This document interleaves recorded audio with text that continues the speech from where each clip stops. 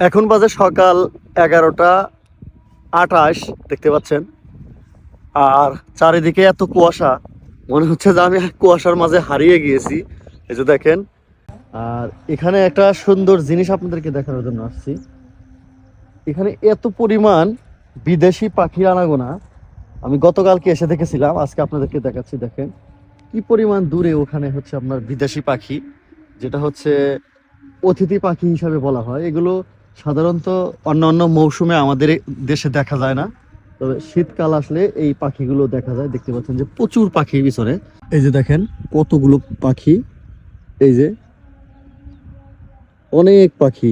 হ্যাঁ, আরো কিছু অন্য রঙের আছে, ভিন্ন রঙের পাখি আছে এখানে। এই যে দেখেন, এই যে ভিন্ন রঙের, এগুলো হচ্ছে আমাদের শীতকালে মানে যেখান থেকে ওরা আসে সেখানে হয়তো সম্ভবত আপনার আমাদের এখান থেকেও শীত হয়তো বা বেশি, এর কারণে আমাদের এখানে ওরা মানে বসবাস করতে স্বাচ্ছন্দ্য বোধ করে।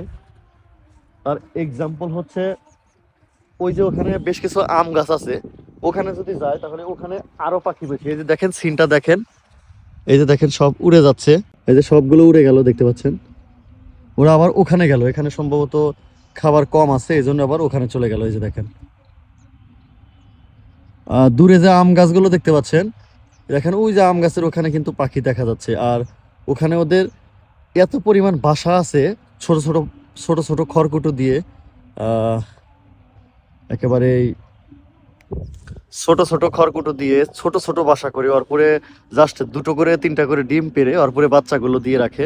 একেবারে খুবই ছোট বাসা আমি দেখেছি আমাদের সিরাজগঞ্জের বেলকুচি উপজেলাতে। এই পাখিগুলো, অতিথি পাখিগুলো বাসা বেঁধেছে, এত পরিমাণ বাসা বেঁধেছে যে আসলে এটা মানে গুণে শেষ করা যাবে না। অফুরন্ত বাসা, অফুরন্ত বাচ্চা ফুটেছে। আর শীতকাল মানে হচ্ছে আমাদের দেশে অতিথি পাখিদের আনাগোনা, এটা আসলে খুবই ভালো লাগার একটা বিষয়।